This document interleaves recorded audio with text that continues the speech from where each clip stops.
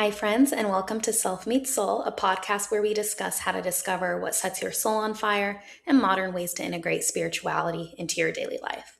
My name is Juliana, and today we, based on the title, are going to be talking about all things ego. And what a more perfect time than for Leo season. So, this episode is coming out in mid-August. I'm recording this at the end of July, so it is officially Leo season. And if you don't know, I am a Leo. I'm proud to be one. I was raised by a mother Leo, so you know that takes some tough skin there. And this is not shade to Leos by any mean at all. Honestly, this was inspired by a TikTok that I saw, and I'll get more into it, but just with the timing of everything, I was like, oh, this is also a good time because, people just love to talk about how Leos have just fat, gigantic egos. And a lot of us do, I will say that. But who doesn't? And that is the point of this episode. So when you look at the title, you might be thinking ego death. No, this is not a reference to something that can happen when you take illicit substances. And it isn't about the elimination of the ego. An ego death really is a reminder that you are no better than anyone else. Like, you got to get yourself off that high horse. The ego is important to talk about when we're talking about spirituality because it is a huge part of it still. Awakening spiritually, being on that journey, it doesn't mean that you killed off your ego. Like, sister is still there. The ego is always with you from birth to death, but it just puts on a different mask once you start that spiritual journey. It starts to evolve into something that is different than maybe what your ego was before discovering spirituality and this like self-improvement journey. So before I continue on, let me get more into why this TikTok basically kind of inspired me to make this episode.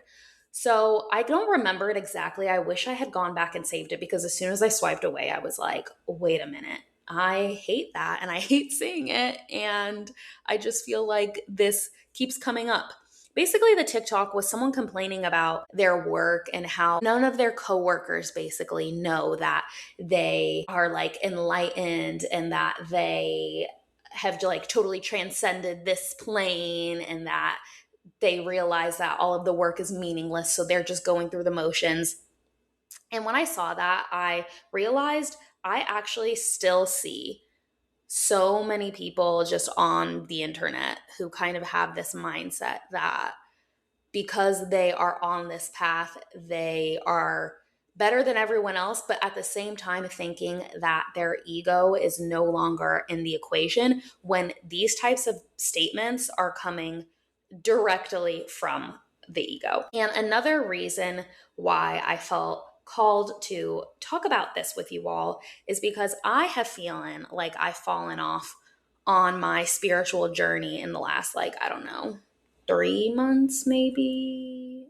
I don't even want to put a time frame on it, but it feels like it's been a minute basically.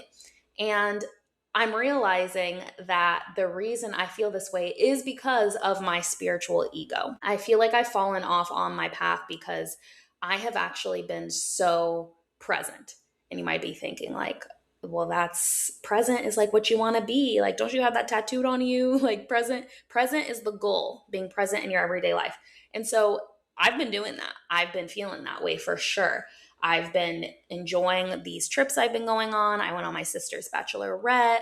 I've been on vacation with my boyfriend and his family. I've seen my family. Like, I've just been enjoying my summer. I've been really focused on my work. And that has caused me to kind of fall off in this other area of my life that I really identify with. So, like, meditation is off. Like, I haven't even meditated yet today. I'm recording this at 4 p.m. Like, that's wild.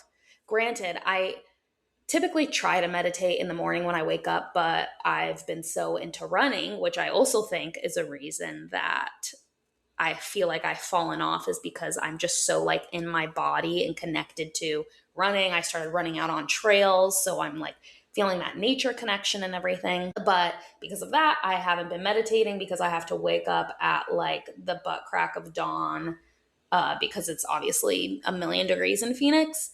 So then I don't meditate on a consistent schedule, basically.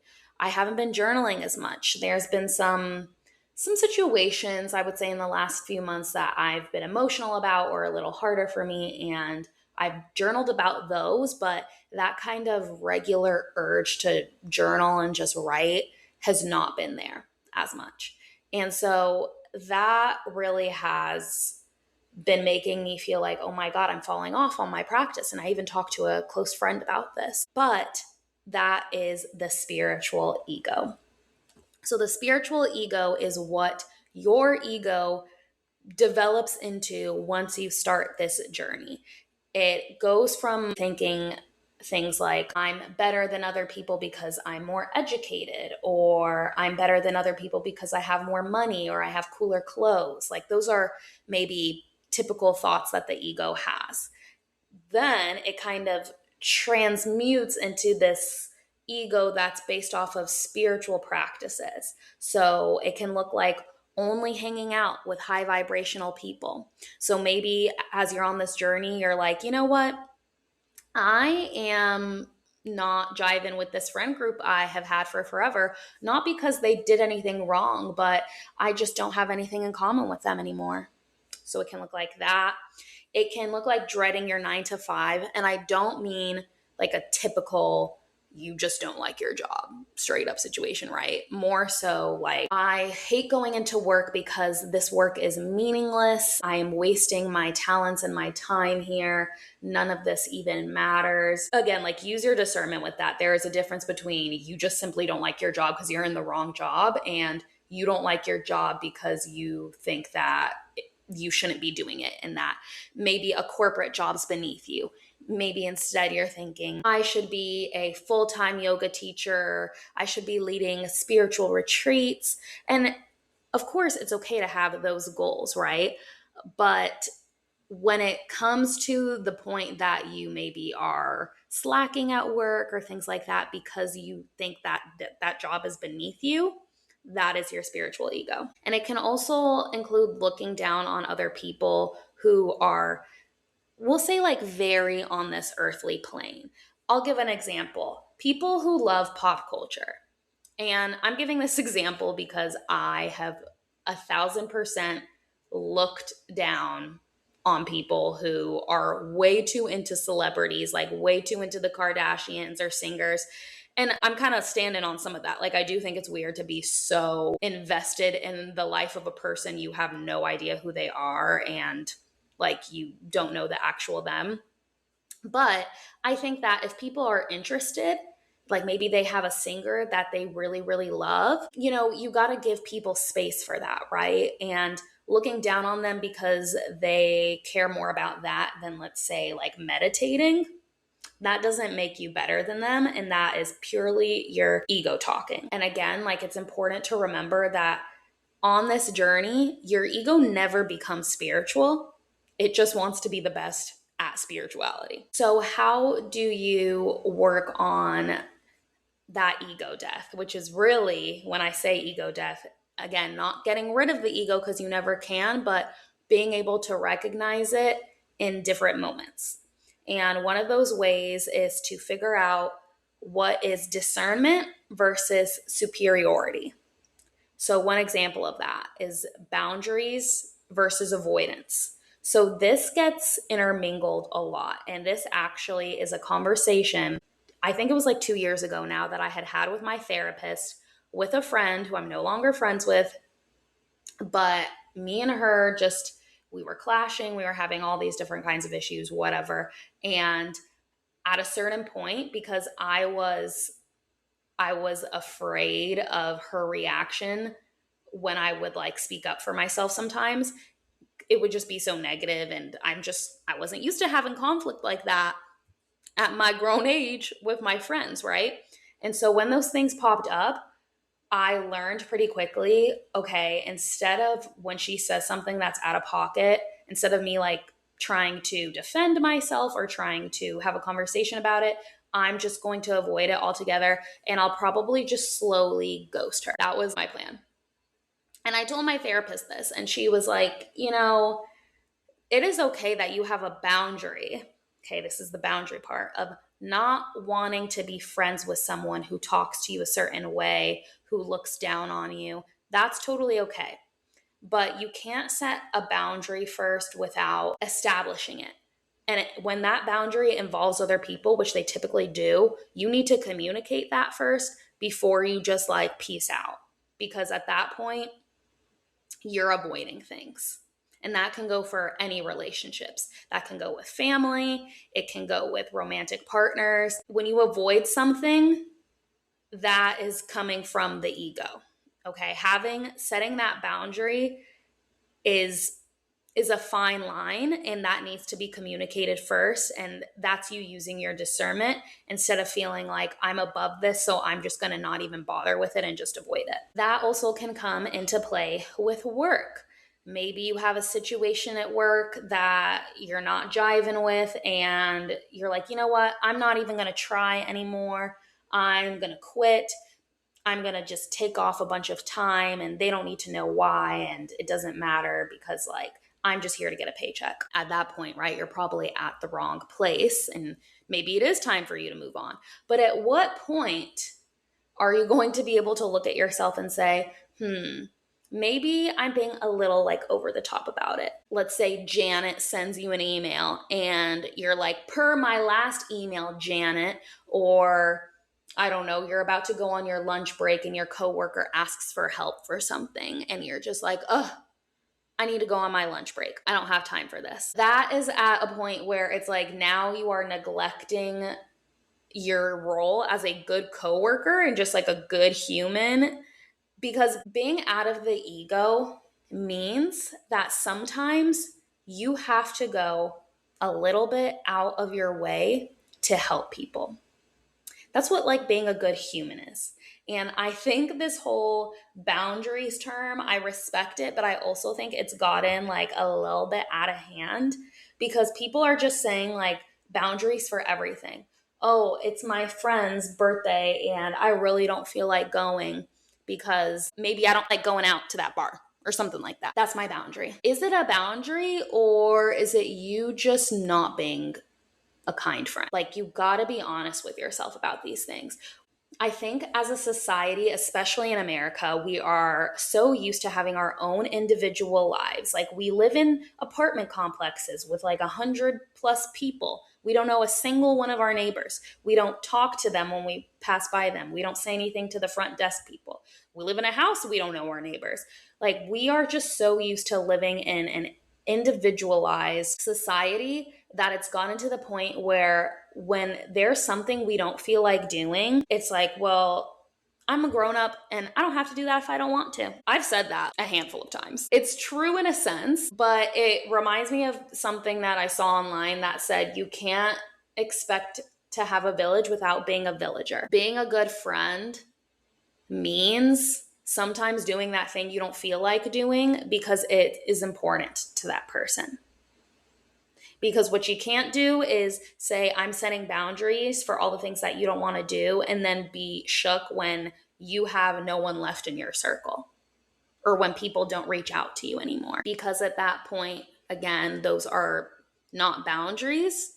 That's just your ego wanting to do whatever it wants. So instead of kind of moving that way, like remember that compassion, that's a better sign of growth. That is a better sign of that ego death we're talking about here.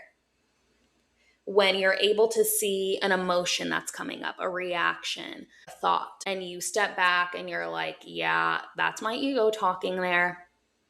And instead of letting it win and instead of giving it what it wants, you choose to approach the situation with more patience, more curiosity, more empathy, and more forgiveness. Maybe that friend that's really into pop culture is, sending you a TikTok or something about it. Instead of being like, I don't care, why are you showing me this?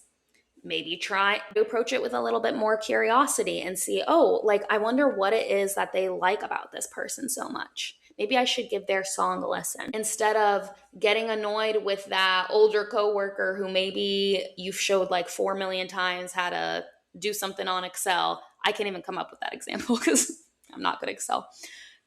But instead of getting annoyed with them, maybe approach it with more patience. Instead of getting mad at your friend for bailing last minute and choosing to think like, oh, they're just making an excuse, choose to approach it with forgiveness. Give people the benefit of the doubt. And remember too that when you're on this journey, the most spiritual people don't need to let you know that they are. For me, most of the people in my life know about it. Most of the people who have me on Instagram, I'll post stuff about tarot, I'll post stuff about this podcast, I'll, say my woo-woo stuff every now and again.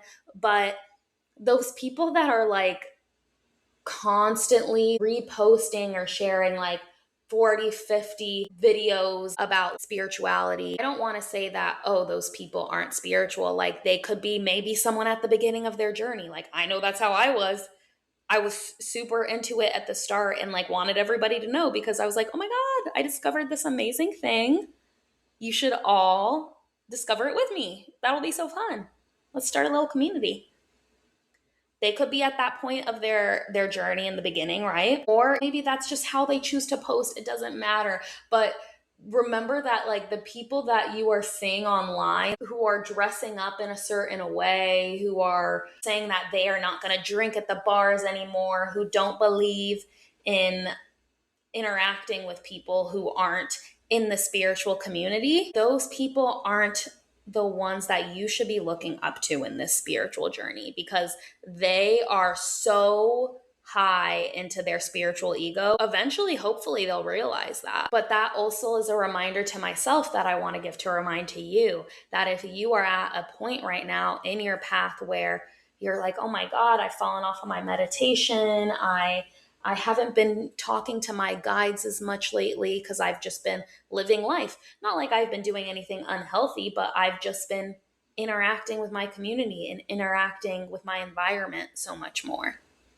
Like, don't take it to mean that you are less of a spiritual person. Enlightenment isn't about escaping the human experience.